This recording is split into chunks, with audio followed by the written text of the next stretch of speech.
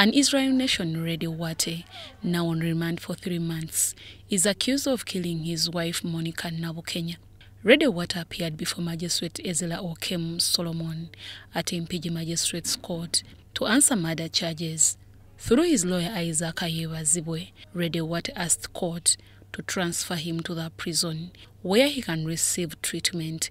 He also presented a letter from his doctor requiring him to have treatment. My name is Isaac Ayebazibwe. I am the lawyer that is representing Radio Wate, the Israeli national that is alleged to have murdered his wife. Today we have prayed to court to have him transferred from Chigo main prison to another prison that has better medical facilities. We have presented medical grounds upon which we prayed that that transfer be made. The reason is that he has not been able to access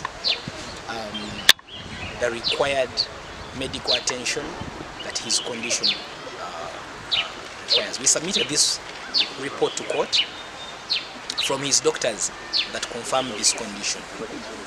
I may not be able to discuss the whole detail of what he's suffering from, this and that, but he has a health condition that has prompted us to make a prayer to take him to Chigo prison. Sorry, to take him from Chigo prison to another prison. So court has ordered that he is transferred to Maximum Bay prison, and for us that is quite okay because we believe that he's going to get better medical attention. And the other point is prosecution led by Joy Opolot didn't object.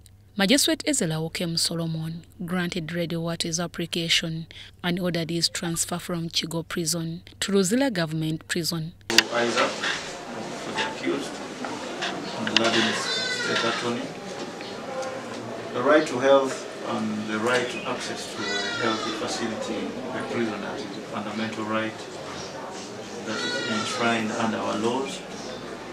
So the prisoner at hand is said to be suffering from what is known as disc herniation, which cannot be managed at Chigo prison due to lack of facilities.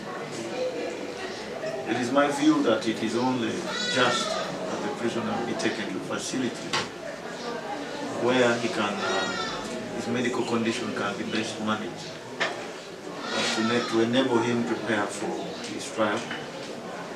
I also note that there is no prejudice whatsoever if he is transferred to another facility. Counsel for the accused in his letter, which is now on record, did state that to be their preference that he's taken to Maximum Bay prison, which according to me is also within the Kampala and Wakiso area that was prayed for by the learned state attorney. So I am hereby inclined to agree with the prayers and hereby order that the accused is transferred from Chigo prison to Maximum Bay prison to enable him access better medical facilities.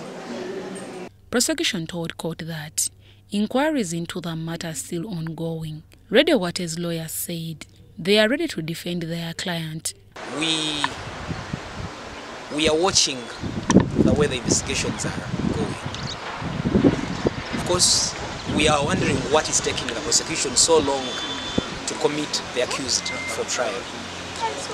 But in the interest of justice, we believe they require to have the time to do their investigations so that they don't ever make an excuse that we hurried them and then we cause haphazard investigations.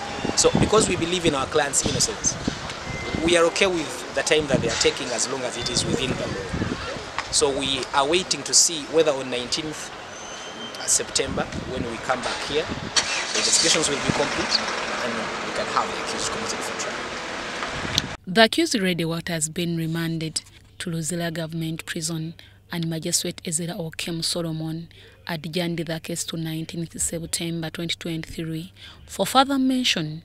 Radio Wate is accused of killing his wife Monica Nabweru and dumping her body in a septic tank after a DNA test to their newborn baby, only to find out that he's not the right father. Meanwhile, lawyers and relatives of NUP supporters facing charges of terrorism are unhappy with Nabweru Magistrates Court for carrying out proceedings in the absence of the accused. The lawyers and relatives waited for the accused to appear at court. However, Magistrate Sarah Nabweru's clerk informed them court conducted the proceedings via Zoom.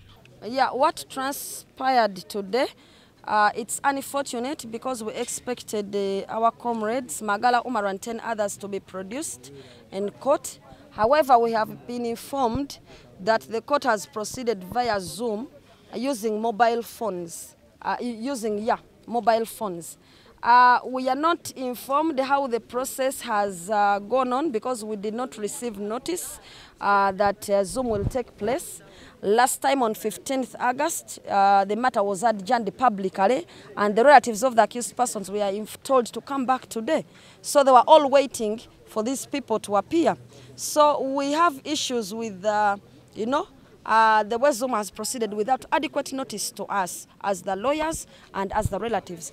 However, the accused Betty Muyodi and Nabayengo Joelia appeared at court in person. Lawyer Shamim Malende highlighted the rights and fair hearing of the accused. But also, secondly, even if they had wanted to proceed in camera, which is allowed under the law, they are supposed to follow certain procedures. If you are to proceed on camera, you inform the public, you exclude them with their knowledge, and then you proceed and they wait for you, and when you come out, you inform them.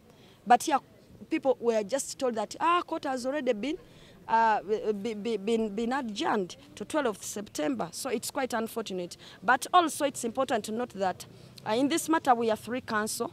Shamim Malenda, I represent all the 11 accused persons, and Nalukola represents Magala Omar N9, and Atukwanse, who they claim was in court, only represents A10 and A11, Masaba Farid and Birunji Reste. So we are wondering, how did that Zoom proceed without representation of the other parties? Because it is only at Kwanse, Council at Kwanse, I hear, Arnold, who was on Zoom, and he was just on his phone.